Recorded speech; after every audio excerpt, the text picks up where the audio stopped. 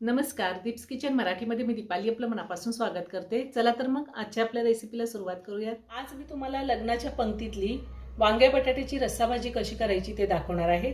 मी 250 gram वांगी घेतलेली आहेत। वांगी अशी कट करून मिठाच्या पाण्यात ठेवली आहेत आणि 3 मीडियम साईजचे बटाटे घेतले। बटाट्याची मी सालं काढलेली नाही, बटाटे सुद्धा पाण्यात ठेवलेले आहेत। एका मोठ्या कांद्याची पेस्ट तयार करून घेतली। 2 मीडियम साईजचे टोमॅटोची मी पेस्ट तयार करून घेतलेली आहे।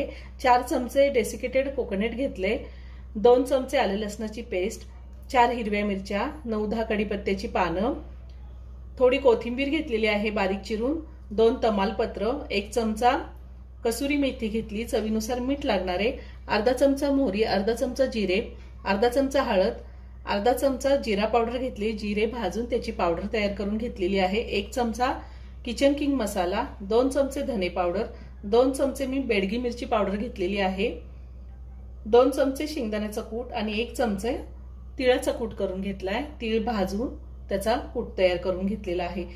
तिखटाचं प्रमाण तुम्ही तुमच्या आवडीनुसार कमी किंवा जास्त घेऊ शकता। आणि आपल्याला तेल लागणार आहे। मी इथे एक बाउल घेतलाय, त्यामध्ये सगळे पावडर मसाले एकत्र करून घेते। हळद, किचन किंग मसाला, किचन किंग मसाला नसेल तर गरम मसाला वापरला तरी चालेल, धने पावडर, जिरा पावडर आणि लाल तिखट। आता ह्यामध्ये मी थोडं पाणी घालते। आपल्याला या पावडर मसाल्याची पेस्ट तयार करून घ्यायची आहे।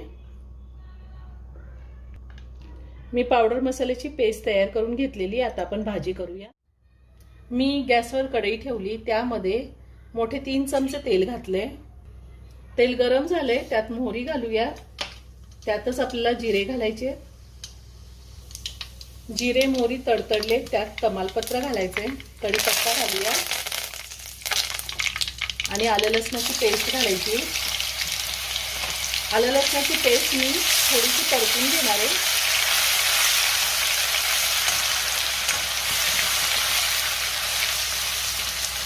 आता ह्यामध्ये आपल्याला हिरव्या मिरच्या घालायच्या आहेत,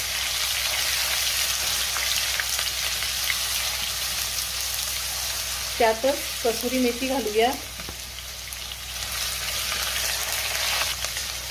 कांद्याची पेस्ट घालायची आहे,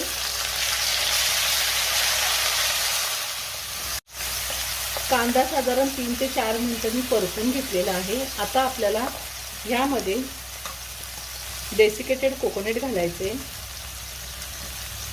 आणि पुन्हा 1 मिनिटभर चांगलं परतून घ्यायचे।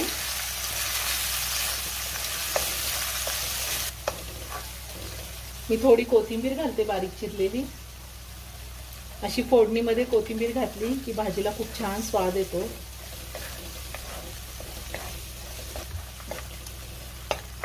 आता आपण ह्यामध्ये टोमॅटोची पेस्ट घालूया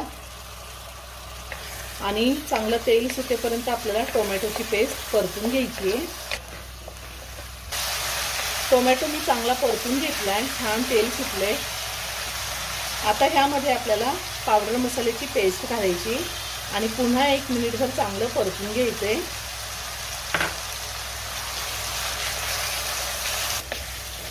पावडर मसाले घातल्यानंतर सुद्धा मी 1 मिनिटभर चांगलं परतून घेतलेले। मी ह्यामध्ये आता आपण जे बटाटे चिरून घेतलेत ते घालणार आहे।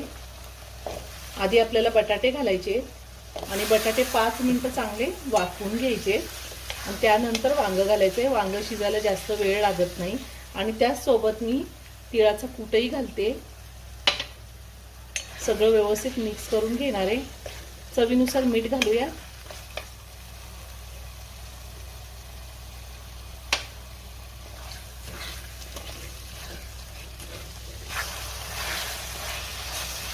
तर झाकण ठेवून मी 5 मिनिटं बटाटे चांगले वाफवून घेणार आहे।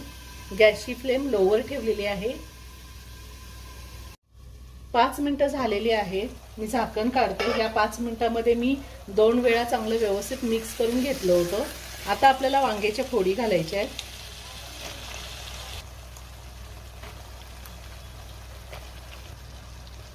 आता हे सगळं व्यवस्थित मिक्स करून घेऊया।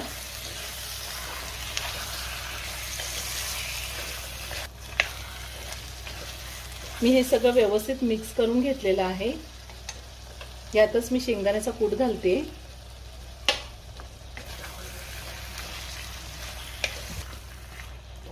आता आपण भाजीमध्ये पाणी घालूया.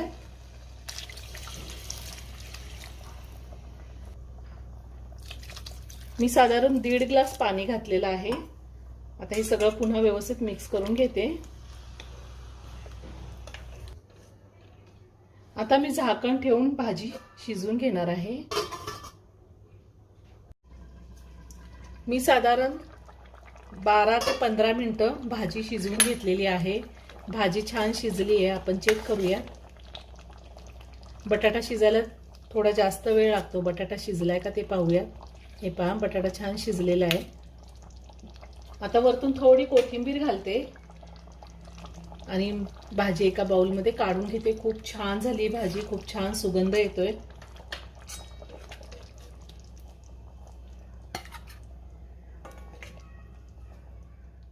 लग्नाच्या पंक्तीतली वांग बटाट्याची भाजी तयार करून झाली आहे. खूप छान झाली.